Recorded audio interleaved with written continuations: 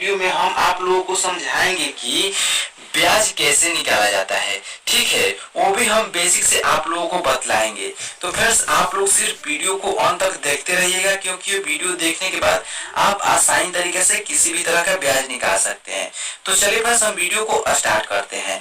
तो देखिए फ्रेंड्स, इस क्वेश्चन में क्या कह रहा है कि 1800 रुपए का 5% की दर से 7 महीने का ब्याज निकालें।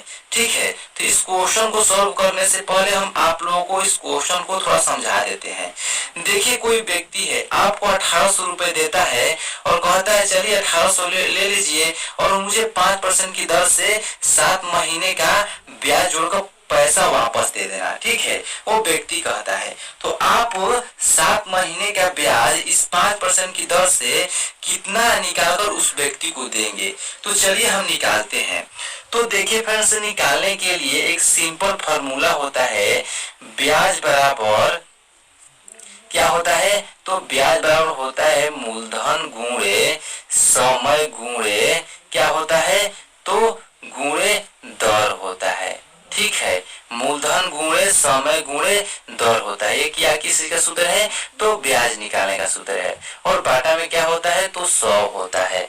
ठीक है, तो अब क्या करना है, इसमें हमको सबसे पहले मूलधन को मालूम करना होगा कि कौन इसमें मूलधन है।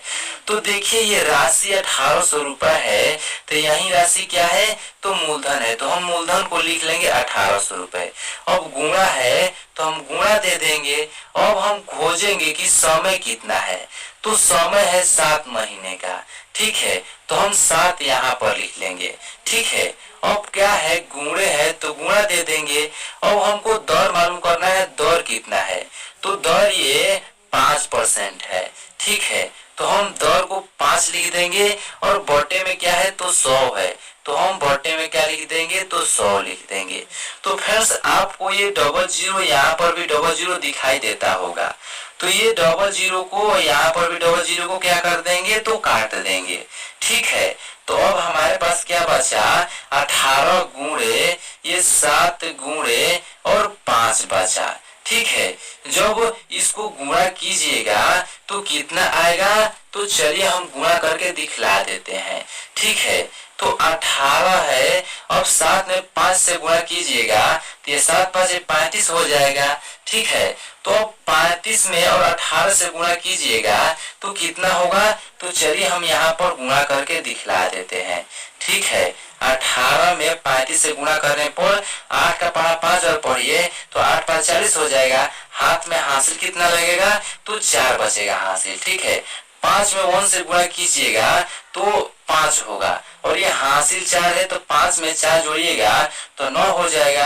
अब क्या है, 3 का पढ़ा 8 और पढ़िएगा तो अतरी का 24 हो जाएगा। ठीक है, 24 का 4 लिख देंगे, हासिल कितना बचा, तो 2 बचा।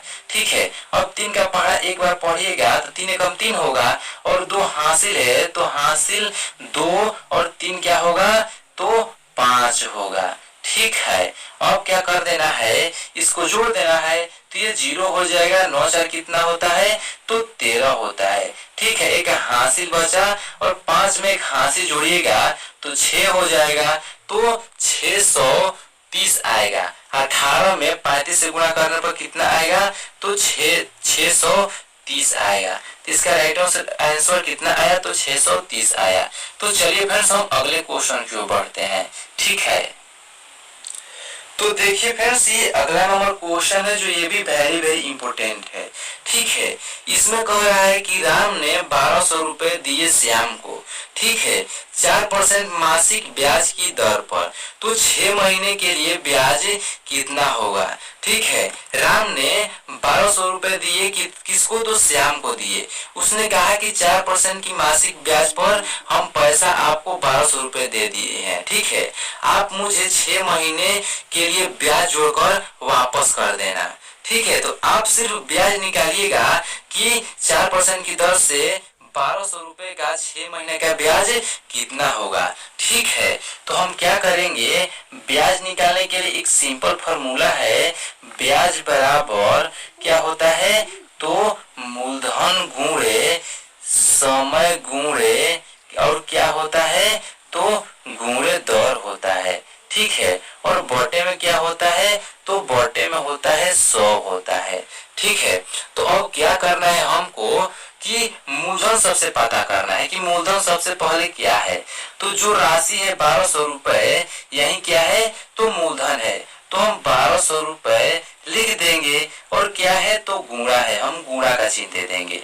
और पता करना है हमको समय कितना है, तो समय दिया है 6 महीने का। ठीक है, तो हम 6 लिख देंगे। अब क्या है, तो गुणे है। अब हमको दर मालूम करना है, तो दर इसमें है 4%। ठीक है, तो हम 4 लिख देंगे। अब क्या करेंगे, बटे में 100 है तो हम बटे में 100 हम दे देंगे। ठीक है, तो चलिए हम क्या करेंगे, यहाँ पर भी डबल जीरो है, यहाँ पर भी डबल जीरो है, तो जीरो जीरो से क्या कर देंगे, तो काट देंगे। ठीक है, तो क्या बचा, तो 12 गुणे 6 गुणे 4 बचा। ठीक है, जब 12 में 6 से गुणा कीजिएगा तो बर्छक क्या हो जाएगा, तो 72 हो जाएगा। ठीक है, और गुणे क्या होगा, 4 होगा। जब 72 में 4 से गुणा कीजिएगा तो कितना होगा, तो चलिए हम यहाँ पर गुणा करके दिखा देते हैं। 72 में 4 से गुणा करने पर 4 का पहाड़ा 2 बार पढ़िए तो 4 दूना का 8 हो जाएगा। अब 4 का पहाड़ा 7 बार पढ़ने पर कितना हो जाएगा, तो चाहे 7 का पहाड़ा 4 बार पढ़ दीजिए तो 7 चौक 28 हो जाएगा।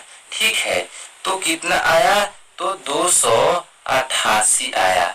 किसमें मल्टीप्लाई करने पर, तो 72 में 4 से गुणा करने पर ये 288 आया। इससे साबित होता है कि हमें क्या करना है, तो राम को 1200 रुपए 4% की दर से 6 महीने के लिए ब्याज सिर्फ कितना देना होगा, तो 288 रुपए सिर्फ ब्याज देना होगा। ठीक है, तो चलिए फ्रेंड्स, आप लोगों को ये वीडियो अच्छा लगा हो तो चैनल को प्लीज सब्सक्राइब करके बेल घंटी को दबाकर आप सेलेक्ट कर देना, क्योंकि ऐसा वीडियो जो भी मैं बनाऊं तो उसका नोटिफिकेशन आपके यहाँ जल्द से जल्द पहुंच जाए। ठीक।